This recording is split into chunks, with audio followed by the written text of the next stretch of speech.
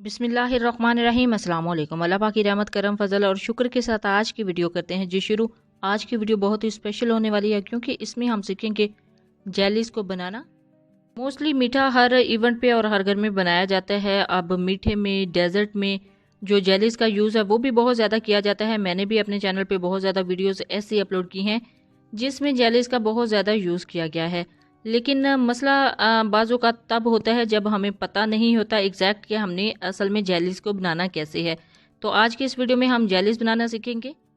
तो चलते हैं जी तैयारी की तरफ। बिस्मिल्लाहिर्रहमानिर्रहीम। सबसे पहले एक पैन लिया है, उसके अंदर 2 कप पानी ऐड करेंगे। पानी ऐड करने के बाद जैसे ही इसको बॉयल आएगा उसके अंदर 1 पैकेट जेली का ऐड करेंगे और चमचे को जल्दी से हिलाना है ताकि इसके अंदर लम्स ना बने, गुठलियाँ ना बने।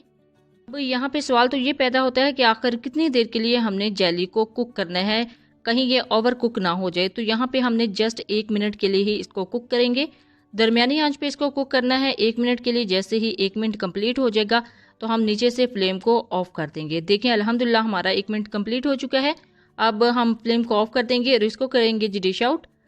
यहाँ पे एक ले लिया है प्लेटर। प्लेटर के अंदर डालते हैं जी जेली। बिस्मिल्लाहिर्रहमानिर्रहीम। जेली को ऐड करने के बाद हमने यहाँ पे इसको छोड़ देना है 30 से 35 मिनट पर रूम टेम्परेचर पे, यानी इसको फ्रिज में नहीं रखना, इसको ऐसे ही छोड़ देना है। अब चलते हैं जी नेक्स्ट फ्लेवर की तरफ। यहाँ पे एक पैन ले लिया है, पैन के अंदर ऐड करेंगे 2 कप पानी। बिस्मिल्लाहिर्रहमानिर्रहीम।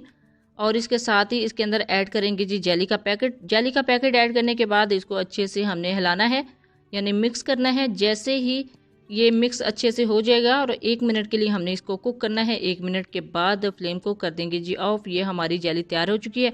इसको करते हैं जी अब डिश आउट। बिस्मिल्लाहिर्रहमानिर्रहीम। यहाँ पे मैंने एक प्लेटर ले लिया है। प्लेटर के अंदर डालेंगे जी अपनी जेली। जेली को डालने के बाद इसको भी हम रख देंगे 30 से 35 मिनट के लिए रूम टेम्परेचर में। अब चलते हैं जी नेक्स्ट फ्लेवर की तरफ। बिस्मिल्लाहिर्रहमानिर्रहीम। पैन के अंदर 2 कप पानी ऐड करेंगे और जैसे ही पानी को बॉयल आ जाएगा तो इसके अंदर ऐड करेंगे जी जेली का पैकेट। बिस्मिल्लाहिर्रहमानिर्रहीम। जेली का पैकेट ऐड करने के बाद 1 मिनट के लिए इसको मिक्स करना है, अच्छे से मिक्स करना है और 1 मिनट के बाद हमने फ्लेम को कर देना है ऑफ। तो हमारी जेली बिल्कुल तैयार हो गई है। अब इसको करते हैं जी डिश आउट। बिस्मिल्लाहिर्रहमानिर्रहीम। यहाँ पे मैंने एक ले लिया है जी प्लेटर।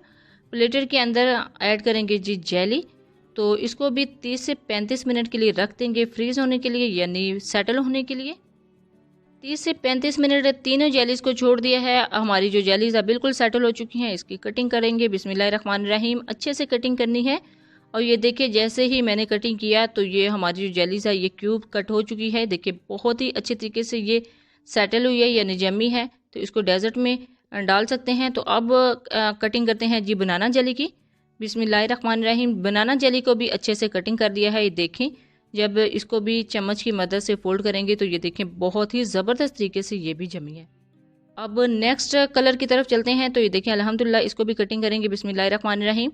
बहुत अच्छे तरीके से ये भी जम चुकी है। इसी तरह आप जेलीज़ को बना के फ्रीज करने के बाद, यानी सेटल करने के बाद अपने डेजर्ट में इस्तेमाल कर चुके हैं। देखिए 1 बाय 1 करके हमने भी इसी तरह यूज़ की थी।